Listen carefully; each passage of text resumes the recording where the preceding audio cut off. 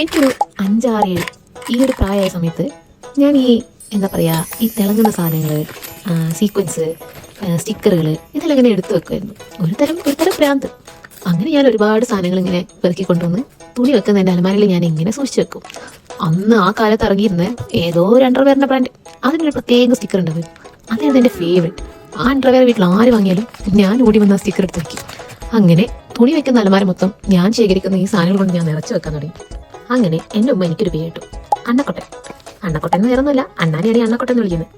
പിന്നെ കുറച്ച് വലുതായപ്പോൾ ഈ ഒരു സ്വഭാവത്തെ അങ്ങ് മാറി. പക്ഷേ ഈയിടെയായിട്ട് ഈ സ്വഭാവം വീണ്ടും തുടങ്ങിയത് എനിക്കൊരു സംശയമുണ്ട്. അങ്ങനെ ശേഖരിച്ച കുറേ സാധനങ്ങളാണ് ഇതെല്ലാം. അത് വെച്ചിട്ട് ഇങ്ങനെയും ചെയ്യാമെന്ന് പിന്നെ ഞാൻ മനസ്സിലാക്കി. ഒരു ഹോബി ഇല്ലാണ്ടിരുന്ന സമയത്ത് ഞാനായിട്ട് കണ്ടുപിടിച്ച പുതിയൊരു ഹോബിയാണിത്. എന്തോ എനിക്കിതിലൊരു സന്തോഷം കണ്ടെത്താൻ സാധിക്കുന്നുണ്ട്. ഈ ശേഖരിച്ച സാധനങ്ങളൊക്കെ ഇങ്ങനെ പേപ്പറിലൊക്കെ ഒട്ടിച്ച് വെട്ടിമുറിച്ച് ഇങ്ങനെ എടുത്ത് എന്തോ ഒരു പ്രത്യേക സന്തോഷം എനിക്കിതിന് കിട്ടാറുണ്ട്. ഇത് ഞാൻ ബാക്കിയുള്ളവരെ എങ്ങനെ പറഞ്ഞ് മനസ്സിലാക്കുമെന്ന് എനിക്കറിയില്ല. കാണുന്നവർക്കെല്ലാം എൻ്റെ മുറി ആക്കിക്കട പോലെയാണെങ്കിലും അത് എൻ്റെ ഒരു ഹാപ്പിനെസ്സാണ്. നിങ്ങൾക്ക് സന്തോഷം തരുന്ന കാര്യങ്ങൾ നിങ്ങൾ ചെയ്യുക. അത് ആരെന്ത് പറഞ്ഞാലും ശരി, നിങ്ങളത് ചെയ്യുക.